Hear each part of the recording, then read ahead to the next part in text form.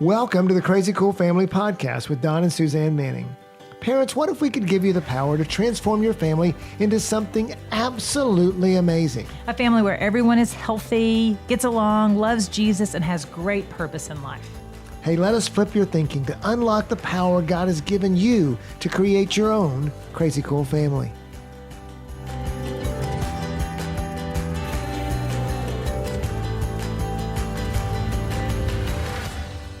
Welcome, parents, to the Weekly Rethink. Today, our question is, how do you become the trusted voice in your child's head? I think every parent wants to be that. They want to be someone their kid can come to, and we want to influence their decisions, and we want them to do the right thing. But how do we do that? Many times, even at young ages, we see kids rejecting their parents, and we all know that whether they're young or old, there's so many voices in their head, right? Yeah, that's what I was going to say. I was just going to say that our voice is in constant competition with the voices of the world, whether that's their siblings that live right underneath the roof with them, wanting them to do things or be things, or friends or classmates or teachers, to social media, to what they see in the movies and the songs that are playing on the radio, are constantly going after their identity, trying to define who they are and what they're supposed to do with their lives. Yeah, and the more we go down this road of technology, the more voices are here. Yeah. And they're so prevalent and so easily accessible. So parents, it's more and more difficult to be the trusted voice in your child's head. I mean, some kids they're watching on YouTube how they should be parented. Right, or whatever. Exactly. They're watching shows our kids watch so many more shows than we ever did when we were growing up. So they have access to so many more influences of how a parent really operates, and they're comparing that. And so in all that, what do we do to become the trusted voice? God still has a role for us as a mom and a dad to be the spiritual leader of our home, to have influence. And, he says, in Deuteronomy, he talks about how, put it in there when they're walking along the way and we're still sitting and standing and waking, even though and the sleeping. Circumstances have changed, our role hasn't changed. Right. So how do we make that happen? Well, and just to speak to you parents for a second as well, God chose you to be in your children's lives, to be that great voice, to be that strong voice, that powerful voice, that the best voice in their lives right now. So you've been given that. You are, when they're young, you are God's voice to them. For sure. Because they don't really understand about God. So you are their voice of reason. You are their voice of what spirituality looks like. And eventually, as the kids get older, and it happens at different ages, we transfer that voice to God.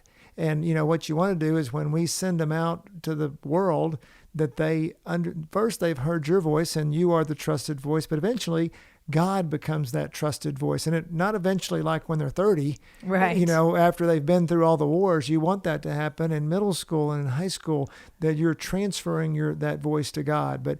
And so knowing that in this stage that you are basically God's represented voice to them, ask yourself, what kind of voice am I being to my children? I want to be? Yeah, and what are they hearing me say to them? Yeah. I think there's so many times, parents, that when we talk to our children and we put it under the umbrella of giving them direction or training them, go brush your hair or brush your teeth, or your room's a mess, or you can't wear that, whatever it is that we're saying to them, sometimes that's not what our kids hear. What our kids hear is maybe a form of rejection. You're not good enough. You're not, your hair's not pretty enough unless you brush it, or you dress like a slob. Sometimes they'll hear the negative side of that. Yeah, because our kids are really struggling with who they are. Well, they're building who they are. It's not, they're building who they are, and then the world is robbing them of who they are. So that's where that struggle comes in. Yeah, and so we break that down into two things that we want you to take away today. That will help you become the strongest, best voice in your child's If you want to be the head. trusted voice, you'll need to do, we promise you, these two things, and you'll need to develop them over time. And the first one is to be an encouraging parent. An encouraging parent parents, we need to understand the power of our words. Our words are so powerful. And like Suzanne was saying, many times, even with now sometimes we do things and we say things to our kids that we know are bad. And we always tell parents, hey, that's going to happen. The words you use then are to ask forgiveness. When you are going to mess up as a parent and you're going to say things that you regret, that's going to happen. But God gives us this great way to be encouraging, and we are encouraging by asking forgiveness. Yeah, just say, please forgive me. I'm so sorry. I said that rude or I said that mean. And that wipes the slate. Our kids are so gracious to want to forgive. They will forgive us. They're wired to forgive us. But sometimes, like you were saying, Suzanne, we see parents a lot, and including us, and we've learned over 30 years to be better at it, and we've studied it and now teach it. There was one thing Macy was telling me just the other day about it, that when she was a little girl, she would cough. She'd have this like this little cough like this, and it was an unproductive cough, and apparently I told her, don't cough, Macy, stop coughing. And so she remembers it. She's like, yeah, I need to get some inner healing every time I cough. And yes. So, I remember that. Don't you? You would tell me that. You would tell me, don't cough. It's not productive. And I'm like, I can't stop it. I'm like feeling guilty because I'm coughing. Apparently Macy felt guilty too. Yes. I mean, so that's what, I need to join her in that therapy. Oh my goodness. She told us that all the time. And so, but that's a silly example of how sometimes it's more serious. I'm sure I was serious because I was annoyed. Yes. But sometimes we're saying it in a silly way, but sometimes parents, many times we see parents with the best intentions are harming their kids. Oh, yeah. And with that, we are trying to help, but we are actually saying, and we don't mean to say the things, but sometimes we do, sometimes we mean it, but many times we don't. With the best intentions, we're trying to help. Maybe that mom is talking to the daughter and she's saying that, oh, you need to wear this dress so you'll look pretty, or you need to do this. This one makes you look thin. Yes. And what the child is hearing is, I'm not skinny enough. I'm not pretty enough because mom always wants to dress me differently so that I will look something that, look like something that she accepts. Yes. Our little girls are so desperate for approval. From the world, but where they get it first is from us as parents. And so it's great, daddies, to tell your little girls that they look beautiful, that they look lovely. You can even say they look pretty. You can say that to them because they are wired to be beautiful and to be lovely and to be pretty, and they are looking for that affirmation. And if we don't give it to them as parents, then they're going to look for it in the world somewhere, and the world usually warps it and twists it. Yeah. And this may be a little bit over the top in our, more gender society we have today, but girls want to be, and this is a little bit of a stereotype, but it's pretty apparent. Girls want to be princesses. Boys want to be warriors. Right. Boys want to fight. They want to go conquer. Courageous, and again, brave, it's not powerful. always, yes. And so you can do that with your boys and girls. And again, not that the girls can't be warriors and the boys can't be handsome. Right. That's true too. But I'm just talking about in general. You want to, tell it's how they're wired. Exactly. You can't argue with how they're wired. And if you want to just be safe and encouraging, just tell your daughter how beautiful she is inside and out. And tell your son how brave he is and how smart he is and intelligent and courageous. And you tell your daughter how intelligent she is and how... And I tell my kids all the time, even now at their ages, you're so cute. Oh my gosh, you're just so cute. Right. I just want to hug you or whatever. Yes, I just want to smooch your face off. I don't say that. She does. I just want to smooch your face off. But our words are so powerful, parents, and we need to understand. When I always say that's one of the greatest things I learned in parenting was the power of my words, because I'm a teacher at heart, and I so wanted to teach my kids what was right. And if they didn't get it the first time, I would teach it again. If they got it the first time, he would teach it again. I would teach the little bit they didn't get right. Just in case they didn't get it right. And so because I so wanted, and I thought I was helping, but in reality what I was telling them is, you're not enough. And so when I flipped it and I became encouraging and figured out ways to say it differently, my kids say today, Dad, you don't criticize us. That's good. And I do still, because I'm still a teacher and I can't get away from that. but they don't see it that way. I have changed the way they hear my voice. Oh, and I loved what you said, is you said, I flipped it. Yeah. And so parents, you don't have to start from ground zero when it comes to encouraging. Just start with what you're saying to your kids right now and think before you say it.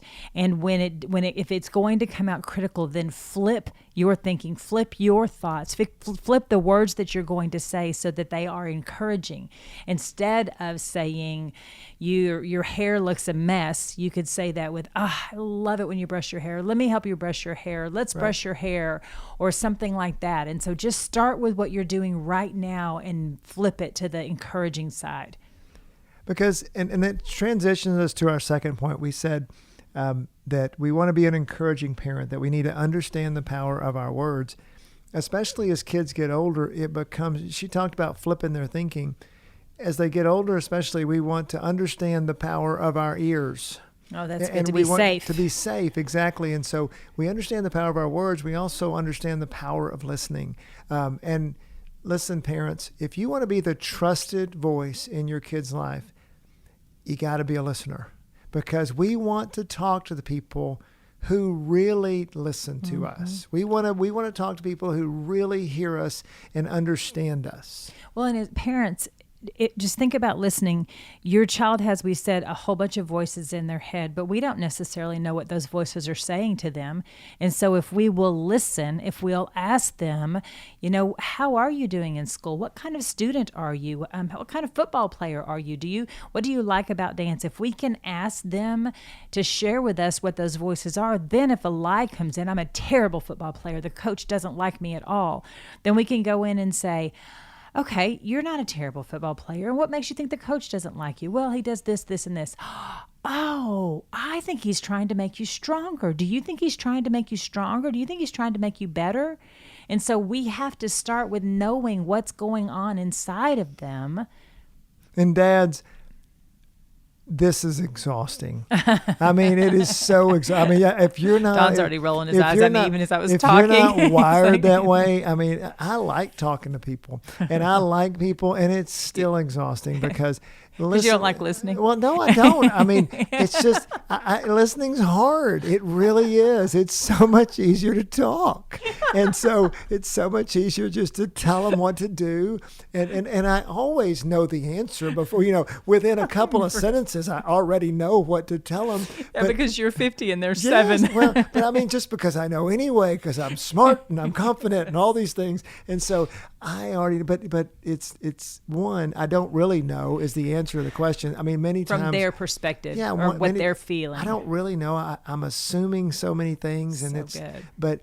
But it's just, I'll just tell you, and I think females in general, I know this is a gender, seems like conversation, but I just think women are better at listening overall for the most part. And guys, we want to just get to the point. We want to just, get it done. And, but it's so good, guys. If you will just, and even when they're 3, they're telling stories and you can't even understand them, but those are just, and you're just say, oh, really? And just keep going. Or, we talk about just one more question that just continues. It's that mindset of, I am not going to be a lecturer. I am going to draw out my kid. That's so good. And that's something, if you want to be the trusted voice in your kid's head, you will be a listener, or it won't happen, because they're not going to talk to people who won't listen to them. And we've said in our book, if you listen to them when they're 5, then they'll talk to you when you're 15. They're 15. Yeah, when they're 15, would that be nice? So if you listen to them if we as parents listen to our children when they are 5, then our children will talk to us when our children are 15. Yeah. And so those of you that have got little kids right now, I know it's hard to listen to them. They're telling you stories that you're not the least bit interested in, but what you're doing is you're laying the groundwork down for them to trust you and know, oh, mom and dad listen to me, because they don't know any different. They don't know if you do. They don't know that you don't if you do. Does that make sense? If you are listening to them. I'm confused. I know, I'm sorry. If you listen to them when they're 3, 4, and 5 and they're telling you their stories, then they're automatically going to talk to you because they don't know any different. Right. And if you've not listened to them up till this point, then now's the time to start. It's never too late to start listening to them. And parents, as you listen, the goal is to have them be heard, but also you're trying to lead them to the right answer. Oh, You're that's trying good. to make it Yeah. be their idea, and again, that's going to be when they get a little older. When you're in the younger ages, you're going to listen to them, and then you're going to tell them things because they don't have anything in the database. They're asking questions. Why is the grass green? Why does Right. And so you're telling them things to answer their questions. But as they get older, you're going to start to not tell them the right answer. You're going to lead them to the right answer. And really the best thing is when you go, hey, what do you think about that? And then what do you think you should do about that? And they say, oh, well, I think I should forgive the person. And you go, what a great idea. I think Right. that's awesome. And we get out of, because especially as they get older, they're not going to listen to your lectures. They're not going to listen to your advice. In fact, they are going to put up a wall against the more you lecture, the more they're going to put up walls. And that's what, we get parents come to us all the time and say, why do your kids talk to you so much? And when they come into our house, it is an open door. I mean, we're talking about sex. We're talking about, whatever, alcohol, or we're talking about the show we watched. I mean, there's no filter really that's going on. And when parents, Well, because we're competing with the voices in their head. We're competing with the world, parents. And believe me, the world is after our kids for sure when it comes to sex and alcohol and all those things of the world. but they talk to us, and when the parents come in and they say, oh my goodness, or the teenagers even come in and they go, what goes on in your house? We've developed that. That's taken years to develop. We've developed a culture in our home of being safe. And that's what you want to do as parents. You want to get to that culture where it starts when they're little. And if you've got older kids, it can start today. It's just you got some work to do to start, apologizing maybe, or That's or good. being safe. And you just got a little bit more work to do. But we're talking about how you do that as a way of life with your kids. If you want to be, again, let's wrap up kind of where we started.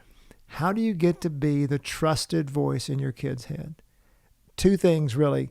You become an encouraging parent. You understand the power of your words, and you become a safe parent. You understand the power of your ears. Mm-hmm. Any final notes, Suzanne? Oh, thanks for asking. Sure. I just want to just reiterate, parents, that your children want to talk to you. Yes. They want to be encouraged by you. They are hungry for it. They are desperate for it. They want you to listen to them.